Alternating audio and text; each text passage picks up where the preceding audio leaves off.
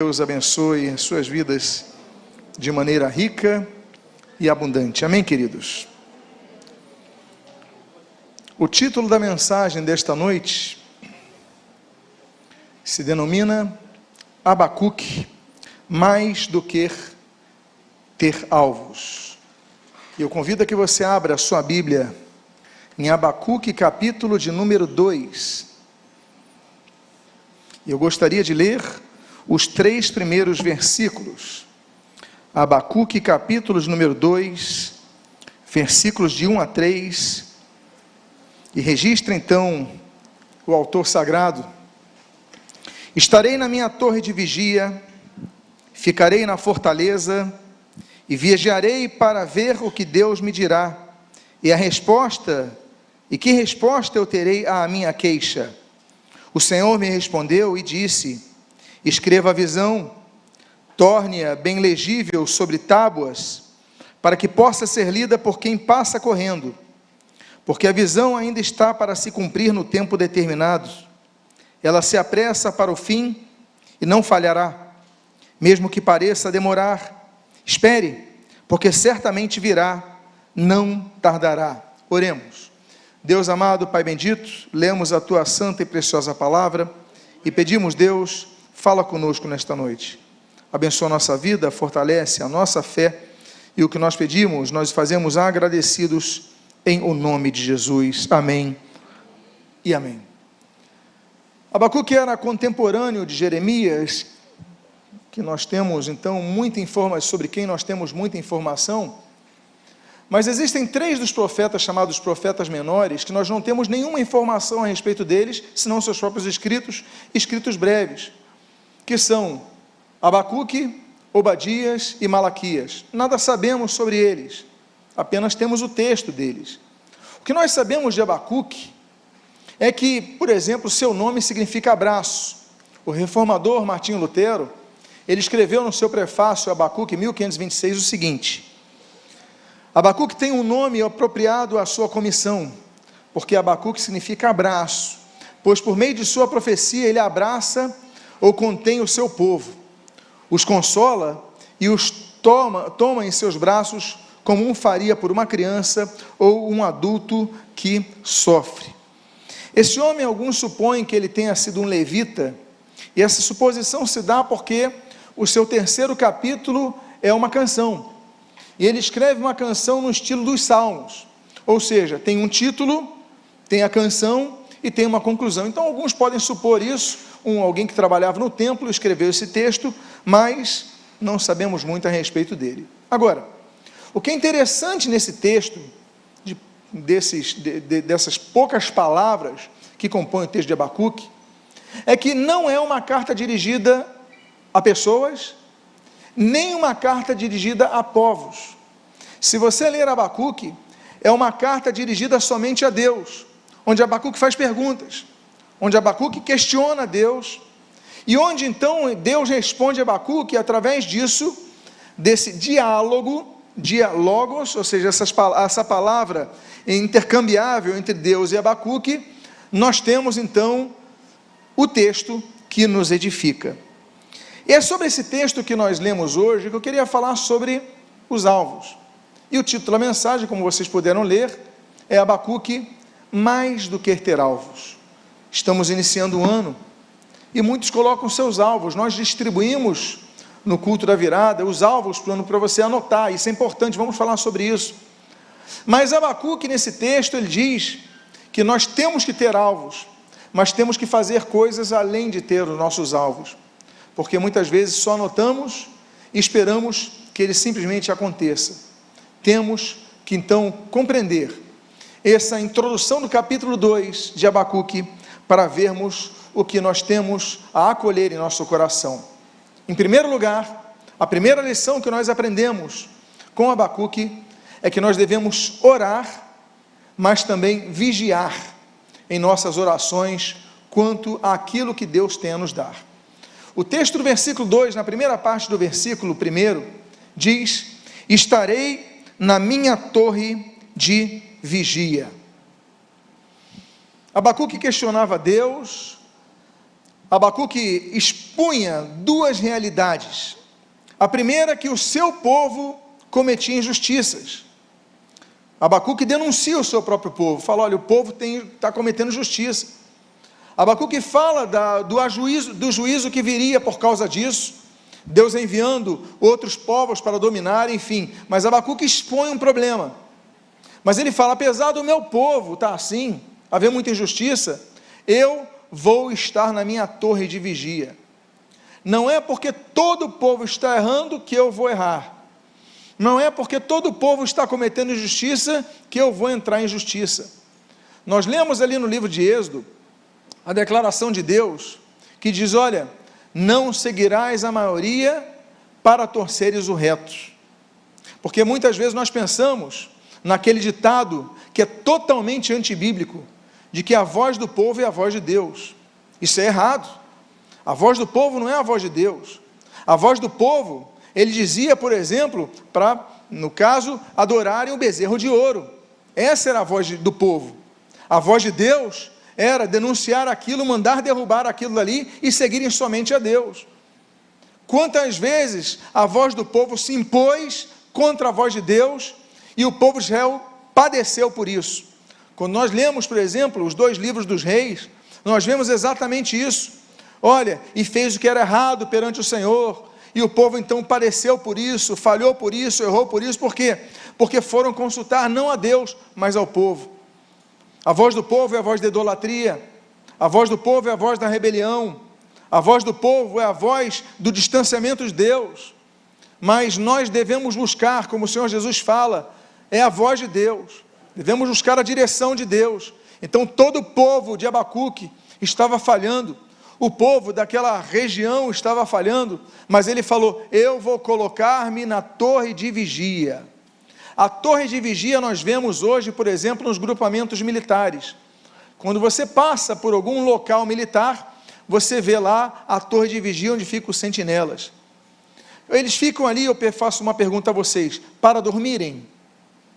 Eles ficam naquela posição para verem televisão? Eles ficam nessa posição, permitem que usem celular nessa posição? Não, eles têm que ficar atentos. Por quê? Porque a qualquer momento pode chegar ao adversário. E é interessante notar que Abacuque ele coloca: eu vou me colocar na torre de vigia. Nós devemos vigiar. Meus amados irmãos, não basta nós termos apenas alvos para o ano que adentra, mas nós devemos vigiar, devemos estar atentos. Eu gostaria de falar de 3 coisas que nós devemos vigiar. A primeira está no Salmo 141, quando a Bíblia diz, o salmista diz: põe guarda a minha boca e vigia os meus lábios. A primeira coisa que nós devemos vigiar, amados irmãos, é a nossa própria boca, porque muitas vezes nós destruímos, como diz o apóstolo Tiago, nós destruímos, incendiamos uma floresta pelas fagulhas que saem de nossas bocas. Relacionamentos são destruídos por uma palavra mal colocada no tempo errado. Às vezes é uma postagem que você faz, uma declaração que você dá, uma resposta que você afere a alguém, e de repente você destruiu todo o relacionamento por causa de uma palavra. Então o salmista, no Salmo 141, ele é muito sincero diante de Deus. Ele fala: Deus, põe guarda na minha boca, põe vigia nos meus lábios. Eu não quero falar quando não devo falar. A Bíblia é muito clara sobre a boca. Quando a Bíblia diz em Eclesiastes capítulo 3, que há tempo de falar, mas há tempo de calar.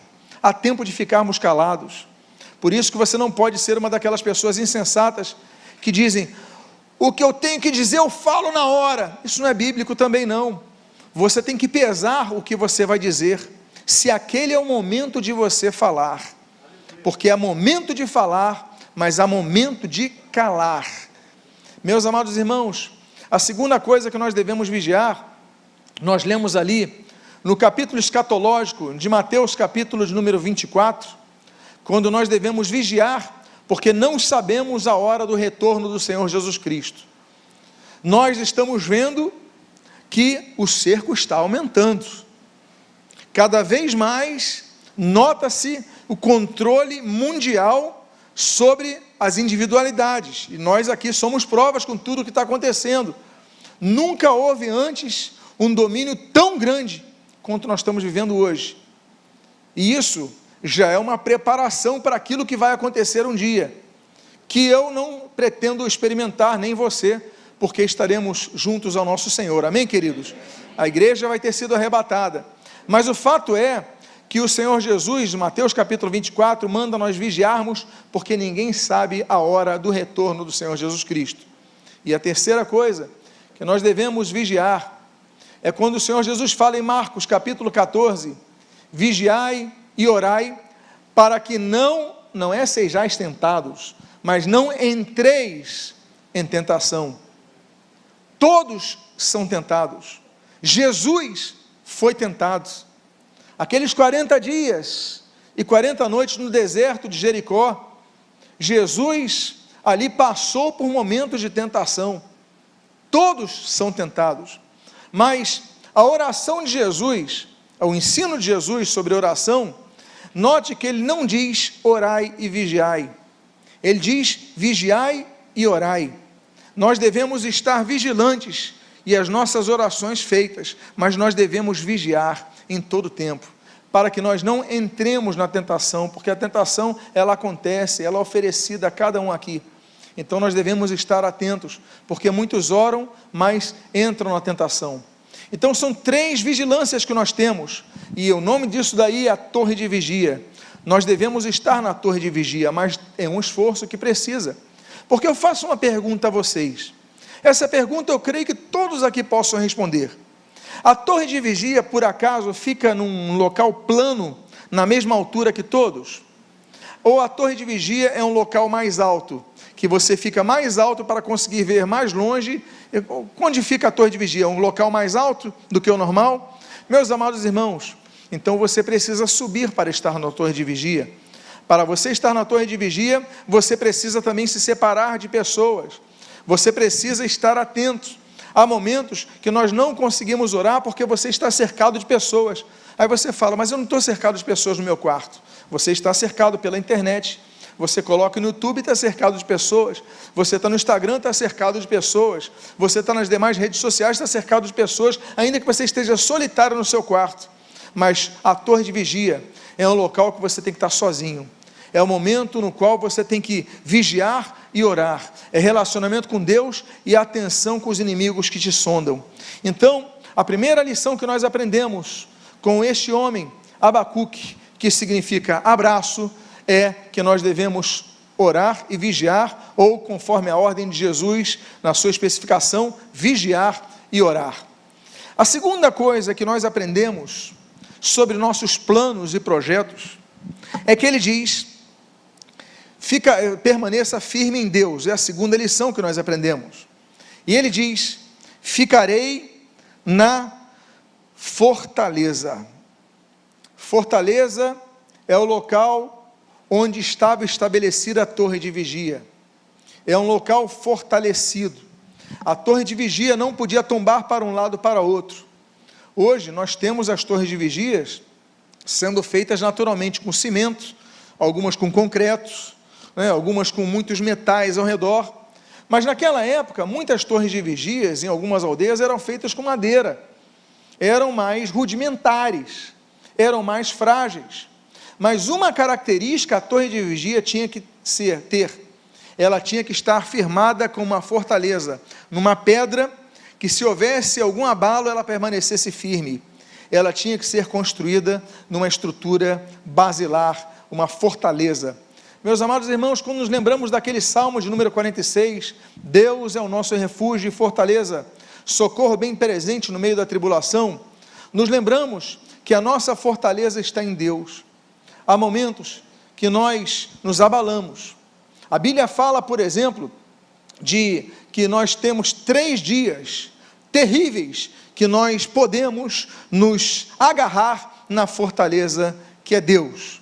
3 dias terríveis. Nós temos, por exemplo, aquele dia que a Bíblia registra no Salmo capítulo de número 9, que é o dia da tribulação. E a Bíblia diz que nós então nos firmamos na fortaleza de Deus no dia da tribulação. O que é tribulação? O que é passar por tribulação? É passar por muitos problemas que começam a chegar de maneira intensa sobre as nossas vidas. Isso é tribulação. Você não é uma pessoa atribulada porque você tem apenas um problema, mas tribulação é quando tem uma chuva de problemas. E aí então você se lembra do Salmo 9, que Deus é o nosso refúgio no dia da tribulação. Existe um segundo dia que a Bíblia fala que nós devemos ter a fortaleza de Deus, estamos firmados na fortaleza de Deus, que é aquele que se encontra, por exemplo, em Jeremias capítulo 17, quando a Bíblia diz que Deus é a nossa fortaleza no dia mau. Todos nós passamos pelo dia mau. Quando o apóstolo dos gentios, ele escreve sobre a armadura de Deus, ele diz: tomai, portanto, a armadura de Deus, para que vocês possam permanecer firmes no dia mau, e depois de teres obtido a vitória, permanecereis inabaláveis. Ele fala então que a armadura de Deus, ela deve ser usada para que sejamos pessoas que prevaleçam no dia mau. O dia mau veio para Paulo, o dia mau veio para o Senhor Jesus Cristo, o dia mau veio para os discípulos. Por que nós não passaríamos pelo dia mau? Agora, uma coisa nós sabemos: ainda que andemos pelo vale da sombra e da morte, o vale das sombras profundas, como diz no hebraico, aquele vale do momento mais difícil, difícil de nossas vidas, ainda assim nós temos a presença do Senhor. Mal nenhum temerei, porque tu estás comigo, diz o salmista. Então, mesmo no vale da sombra da morte, mesmo numa cama de um hospital, mesmo sendo traído por amigos, mesmo passando por dificuldades financeiras, mesmo sem ter perspectivas, nós sabemos que no dia mau nós podemos contar com a fortaleza do Senhor. Meus amados irmãos, eu falei de 3 fortalezas, e a 4ª fortaleza que nós temos é aquele outro dia que Naum capítulo 1 diz que é o dia da angústia. A angústia difere do dia da tribulação, por exemplo. São dias diferentes. Por quê? Porque a tribulação é externa, a angústia é interna. Por quê? Porque você pode passar por muita tribulação, muito problema, mas você vai enfrentando, vai lutando, vai renovando as suas forças. Mas o dia da angústia, meus amados irmãos, às vezes você está angustiado e não tem muita tribulação, aliás, não tem tribulação alguma, porque você está desesperançado, você está deprimido, você está triste, você está sem esperança, você está angustiado, sem ter tribulação. São dias diferentes, mas ainda neste momento, nós podemos dizer: Senhor, faz-se presente a minha vida, e Deus se manifesta ao teu coração. Por isso, esse homem, Abacuque, esse homem que significa o abraço, ele diz: ficarei na fortaleza. Mais do que ter planos, nós devemos preparar as estruturas de nossa vida, estarmos na torre de vigia sobre a fortaleza. Uma terceira coisa que nós aprendemos é que nós devemos estar atentos à voz de Deus. Nós começamos um ano fazendo orações, fazendo pedidos a Deus, tendo projetos que colocamos diante do Senhor, mas muitas vezes nós não ouvimos o que Deus já está falando conosco. O texto do versículo 1 ainda não saímos dele, diz: e vigiarei para ver o que Deus me, o quê? Dirá. Peraí, a vigilância não é algo exercido pelos olhos? Não necessariamente. Na Primeira Guerra Mundial, existe um relato de um cachorro que o exército australiano, uma guarnição australiana, ela tinha um cachorro que era o mascote dali do exército, que eles colocavam aquele cachorro ali, porque aquele cachorro era capaz de ouvir os aviões japoneses a muitos quilômetros de distância. Eles não tinham, naquela época, os satélites que nós temos hoje para saber onde estavam os aviões. E o cachorro então começava a latir numa direção, e os soldados australianos começaram, por quê? Porque a audição desse cachorro, ele não via, mas ele ouvia. Ele não enxergava, mas ele escutava. Então aquele cachorro, ele percebia, mostrava a direção, está vindo muito barulho, ele começava, e eles sabiam que dali vinha a direção dos aviões japoneses. Nós devemos estar atentos com nossos olhos, mas estar atentos com nossos ouvidos. A grande chaga da igreja, quando o pecado mais se alastra na igreja, é o pecado da murmuração, que não vem pelos olhos, vem pelos ouvidos, através de comentários. Meus amados irmãos, nós temos que estar atentos, os nossos ouvidos atentos. Por quê? Porque Deus está nos mostrando coisas. Você faz planos, você pede situações e a resposta não vem. Eu já contei uma história, e essa história eu vou repetir porque se aplica aqui. Então peço desculpa aos irmãos que já ouviram essa história e eu a repetirei mais uma vez, não quero ser cansativo aos irmãos. Mas essa história diz que havia numa cidade, num vale, um homem que era muito crente, muito fiel a Deus, congregava, dizimava, pregava, evangelizava, tudo certo. Tinha uma vida reta com Deus. E de repente, então, a prefeitura daquela pequena aldeia diz: olha, se preparem porque vai haver uma chuva muito grande. Então, todo mundo se preparou, tudo certo, e começa a chover. Depois passa o carro da prefeitura e diz: olha pessoal, o pior ainda está por vir, vai chover ainda mais intensamente. Aqueles que vivem nas regiões mais baixas se mudem, vão para a casa de familiares. E muitos começaram a se mudar, e esse irmão que morava naquela parte, ele falou: não vamos mudar, Deus vai me ouvir as minhas orações, Senhor, cessa essa chuva. E ele começa a orar, e começa a cair água, e continua caindo água. De repente, começa a subir a água, e esse homem então fala o seguinte, e a prefeitura passa mais uma vez e fala: olha, estamos aqui no barco da prefeitura, a chuva vai continuar caindo, aqueles que permanecem nas suas casas saiam, essa é um dos últimos comunicados que nós podemos fazer, estamos aqui de barco, entre no barco da prefeitura. E esse irmão já com a água no meio do chão, do piso da sua casa, ele sobe no sofá e falou: não, porque Deus vai me dar a resposta.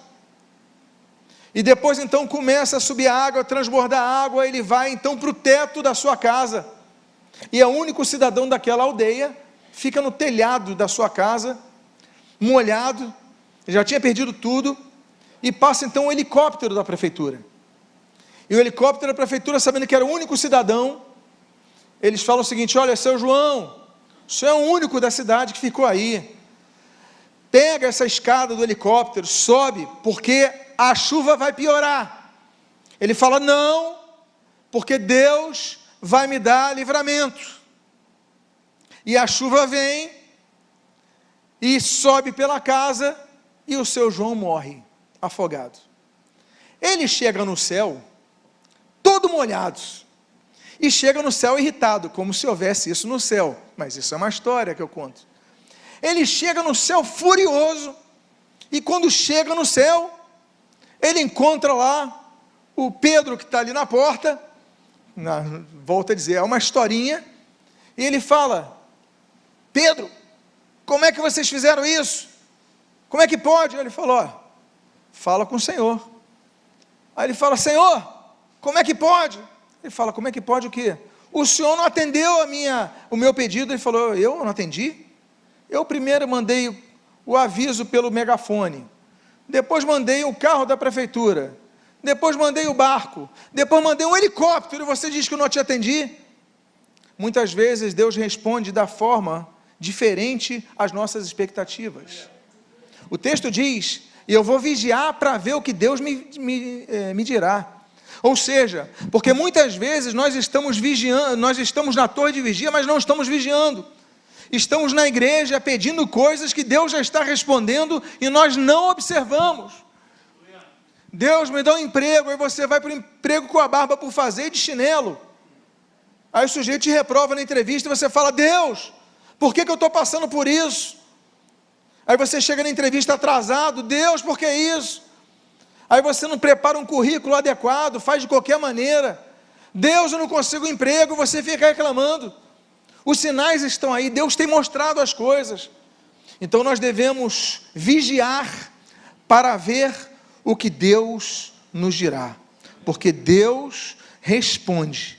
O nosso problema é que nem sempre nós ouvimos.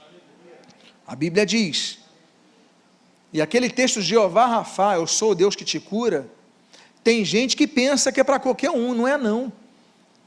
Porque o versículo antes de dizer eu sou o Jeová Rafá, o Deus que te cura, Deus fala o seguinte: se ouvirdes atentamente a minha voz, Ele fala: eu vou ser o Jeová Rafa, o Deus que te cura. As promessas de Deus são para aqueles que estão ouvindo atentamente a voz de Deus. Atentamente a voz de Deus. Quando nós vemos as promessas da aliança da terra, Deuteronômio capítulo 28 e 29, existem anteriores alianças, já falamos sobre elas, a aliança trinitariana de Gênesis 3, capítulo 1, versículo 26, a aliança do Éden, capítulo 3 de Gênesis, a aliança de Noé, capítulo 9 de Gênesis, a aliança de Abraão, capítulo 12 de Gênesis, mas nós temos essa aliança, que é a aliança da terra, que é Deuteronômio capítulo 28 e Deuteronômio capítulo 29, são bênçãos que Deus promete à terra do povo de Israel, mas ele diz o seguinte: se ouvirdes atentamente a minha voz, essas bênçãos vos seguirão. Você não vai correr atrás da bênção, as bênçãos vão correr atrás de você, é o que está na Bíblia, na introdução dessa aliança. Meus amados irmãos, nós devemos vigiar, ouvindo atentamente o que o Senhor tem a dizer. O Salmo 34 diz: o Senhor diz uma vez, sim, diz duas, mas o povo não ouve o Senhor. Deus fala, mas o povo não ouve. Por isso que a Bíblia diz, naqueles capítulos 2 e 3 de Apocalipse, as cartas às 7 igrejas: quem tem ouvidos para ouvir, ouça o que o Espírito diz à igreja. Nós devemos estar atentos em detalhes do que Deus tem a dizer. Portanto, mais do que projetos, nós devemos orar. Mais do que projetos, nós devemos vigiar. Mais do que projetos, nós devemos subir na torre de vigia. Mais do que projetos, nós devemos estar atentos ao que Deus tem respondido. Há uma quarta coisa que nós devemos aprender quando vamos fazer os propósitos diante de Deus, é que nós devemos ser pessoas ensináveis. Diz a Bíblia, na quarta parte do versículo 1 do capítulo 2 de Abacuque, o abraço, e a Bíblia diz: e que resposta eu terei à minha queixa? Nós temos muito a aprender com Deus, não é verdade? Nós devemos aprender, Deuteronômio 5, o temor ao Senhor, nós devemos aprender sabedoria, Provérbios capítulo 1, nós devemos aprender a ser mansos e humildes, como o Senhor Jesus ensina ali em Mateus capítulo 11, nós devemos aprender tantas coisas com o Senhor, mas nós devemos estar atentos ao que Deus quer nos ensinar quando nos dá a resposta. Por quê? Porque há respostas de Deus que nos doem. Às vezes Deus, volta a dizer, a resposta de Deus nem sempre vai vir da forma que nós temos, a expectativa que nós temos. Elias pensou que Deus responderia no trovão, na tempestade, no relâmpago. Deus responderia a ele com voz no meio da chuva. E quando Deus responde, é numa suave brisa. O que nos importa não é a forma, o que nos importa é a resposta. E mais, o que nós podemos aprender com a resposta? Que resposta terei à minha queixa? Olha, eu estou me queixando a Deus. Eu acho muito bonito Abacuque, porque Abacuque é um homem honesto. Ele podia dizer: a minha elucubração diante do Senhor, o meu questionar respeitável. Ele fala: a minha queixa, eu me queixei diante de Deus. É um homem com coração sincero diante de Deus. Deus, eu me queixei, agora eu quero estar atento à tua resposta. O que tu tens a me ensinar? E muitas vezes a resposta é dolorosa, muitas vezes a resposta de Deus é um não, muitas vezes a resposta de Deus é esperar, mas o fato é o que Deus quer nos ensinar através de sua resposta. Aí sim, nós começamos então a entender sobre a visão. Visão é aquilo, naturalmente, o português é muito claro, é aquilo que nós vemos. Mas nem sempre a visão está ao alcance dos nossos olhos, por isso que é interessante que o termo fala da visão, é aquilo que Deus mostra, aquilo que Deus passa a mostrar, é a visão de Deus sendo apresentada a cada um de nós. Agora, nós temos nossos projetos, nós oramos, nós pedimos a Deus a direção, nós pedimos a Deus a orientação, e nós começamos então a entender que o que Deus nos mostra nós precisamos escrever.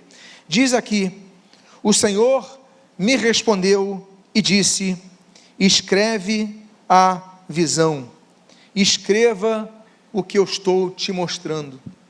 Por que ele pede para escrever? Meus amados irmãos, quantos aqui já tiveram excelentes ideias durante a madrugada e falaram: quando eu acordar eu vou anotar isso que eu Eu vou usar um termo popular, é o pulo do gato.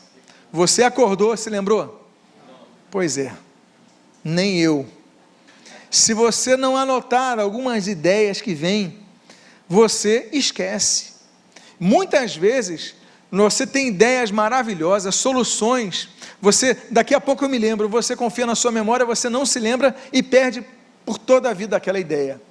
Deus diz, olha, Abacuque, escreve a visão, registra a visão, para que você possa depois lê-la e outros lerem, e você se lembrar disso. Não confia apenas na sua mente, eu estou te dando a visão, mas escreve. Por isso que nós gostamos de ter o hábito de escrever, de anotar, de sublinhar livros. Nós devemos sempre fazer nossas anotações, porque é aquilo que Deus está aquecendo no nosso coração naquela hora, e nós anotamos, escrevemos, mas nós devemos manter o foco. Se nós não tivermos o foco, não saímos do lugar. Eu acho muito bonita aquela palavra de Eleazar a Labão, quando ele vai procurar a esposa de Isaac. Labão fala, come alguma coisa. Ele falou, não, eu não posso comer enquanto não lhe entregaram recados. Ele mantém o foco naquilo. 1 Coríntios capítulo 9 nos ensina que o corredor, ele tem que estar focado na corrida para chegar no seu alvo. Nós temos que manter o foco. Quando nós anotamos, quando nós escrevemos, quando nós lemos, nós mantemos o foco. Meus amados irmãos, por que nós lemos a Bíblia? É para manter o foco na vontade de Deus para nossas vidas. Porque você está aqui ouvindo uma pregação de 50 minutos, é porque você tem que ouvir a palavra de Deus, porque a fé vem pelo ouvir e ouvir pela palavra de Deus. Por que nós temos que congregar como nos ordena Hebreus capítulo 10, versículo 25? Não deixei de congregar como fazem alguns, porque nós sabemos que quem deixa de congregar, ele começa a esfriar na sua fé. Não, estou bem com Deus e não está nada, porque já começa desobedecendo. Nós temos que congregar, nós temos que estar juntos, porque nos fortalecemos. E meus amados irmãos, ele fala, escreve a visão para que você não esqueça. As coisas importantes têm que ser registradas. E aí então, vamos ao próximo ponto, que é o 6º ponto. Você não apenas escreva a sua visão, mas divulgue a sua visão, a visão que Deus lhe dá.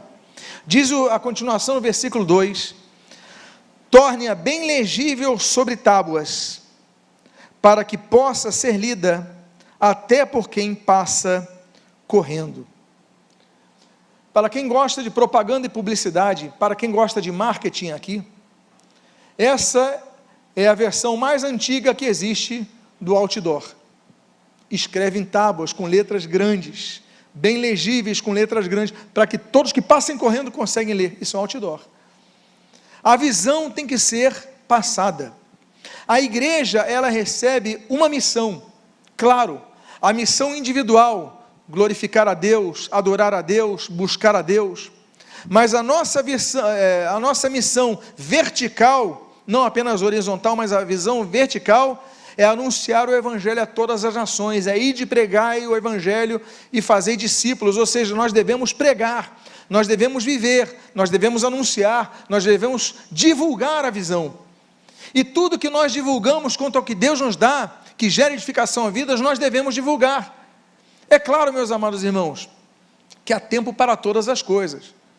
Você chega no teu trabalho, você está trabalhando e começa então a evangelizar todo mundo no seu trabalho, você vai ser despedido, tem que ter sabedoria para tudo, mas o fato é que a visão que Deus te deu, a missão que Deus colocou na sua vida, você tem que abraçar no seu coração, mas ela tem que ser vista por todos. Então escreve, divulga, anuncia a sua visão, anuncia o que Deus tem a fazer à sua vida, o que Deus mostrou que vai fazer à sua vida. E aí nós vamos para o penúltimo ponto da mensagem desta noite. Deus te deu uma missão, Deus te deu uma visão, Deus te deu um propósito, Deus colocou aquela meta para você alcançar, você orou em primeiro lugar, você se lembra disso? Você vigiou, você ficou atento ao que Deus está mostrando claro, e você então colocou aquilo. Agora você deve sonhar constantemente com os seus alvos. O início do versículo número 3 diz, porque a visão ainda está para se cumprir, no tempo determinado, ela se apressa para o fim, e não falhará. Constantemente se lembre da visão. Eu fico imaginando José, naquela prisão injusta que ele passou, se lembrando das promessas de Deus. Meus amados irmãos, Deus envia sonhos a pessoas. As pessoas têm que se lembrar dos sonhos que Deus dá. Só no livro de Gênesis, Deus dá sonhos a pessoas. Gênesis 20, Deus deu sonho a Abimeleque. Gênesis 28, Deus deu sonho a Jacó. Gênesis 31, Deus deu sonho a Esaú. Nós temos o sonho que Deus dá, Gênesis 37, a José. Nós temos o sonho que Deus dá ao copeiro e ao padeiro de Faraó, Gênesis capítulo 40. Nós temos o sonho que Deus dá ao próprio Faraó, Gênesis capítulo 41. Lá em 2 Reis, nós temos o sonho que Deus dá, capítulo 3, a Salomão. Deus é um Deus que dá sonhos. Nós devemos pedir: Deus, mostra-me a tua resposta. Deus pode mostrar a resposta pela pregação, Deus pode mostrar a sua resposta através da leitura da palavra, Deus pode mostrar a resposta através do louvor, Deus pode mostrar a resposta através de um anúncio no jornal, Deus pode usar a resposta através de alguém num ônibus que você nunca viu, um anjo que Deus envie. Mas uma coisa é certa: Deus pode mostrar a sua resposta em sonhos. Então que você possa falar: Deus, mostra a resposta no meu coração, independentemente se forem sonhos, como tu mostraste a Nabucodonosor no capítulo 2, mostraste a Daniel no capítulo 7, mostra em sonhos a tua resposta, o que eu preciso ouvir. E aí nós vamos então para a última lição que nós aprendemos com o homem cujo nome significa abraço, um nome tão bonito, Abacuque. Mas aguarde com perseverança até alcançar os seus alvos. Eu encerro com o texto do versículo 3, e nós lemos aqui esses 3 versículos, e ele diz: mesmo que pareça demorar, espere, porque certamente virá e não tardará. Há 3 tipos de resposta que Deus pode dar. A primeira é um sim imediato, como Deus respondeu ali em 1 Reis capítulo 18, quando desceu fogo do céu sobre o altar de 12 pedras levantado por Elias. Deus respondeu com sim imediatamente. A segunda resposta é a resposta que Deus deu a Davi, que é o não imediatamente. Davi orou pela cura do seu filho, que estava adoecido, quase morrendo. Deus responde não, e o filho morre. Mas a resposta que nós encontramos no Salmo de número 40, que é: esperei com paciência no Senhor, e Ele se inclinou para mim e ouviu a minha voz. Deus pode nos responder de maneira mais demorada. O que nos importa não é o nosso tempo, o que importa é o tempo de Deus, porque todas as coisas cooperam para o bem daqueles que buscam a Deus, para aqueles que andam segundo o seu propósito. Romanos 8, 28, Deus vai responder. Ele falou a Abacuque: você está queixoso, você está na torre de vigia, está fazendo certo, está na fortaleza, está fazendo certo, você orou, fez queixumes a mim, você reclamou comigo, está certo, porque você fez isso com o coração, e a oração tem que ser sincera diante do Senhor. Mas uma coisa você tem que entender: eu vou responder, ainda que pareça demorar. Então eu quero dizer para você, no início desse ano, ainda que respostas de oração possam parecer demoradas, se Deus afirmou no teu espírito que vai responder, Ele vai responder. Fique de pé nesse momento. Eu quero convidar a você a ficar de pé e a fechar os seus olhos.